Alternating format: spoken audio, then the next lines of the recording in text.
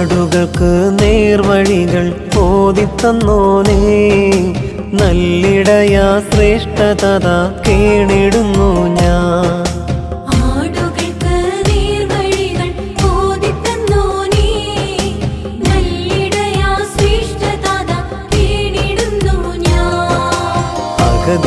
അഗതികൾക്കാശ്വാസമേകും പരിശുദ്ധ താതാ ആനന്ദത്തിൻ പരിമളമേ കേണിടുന്നു ഞാൻ.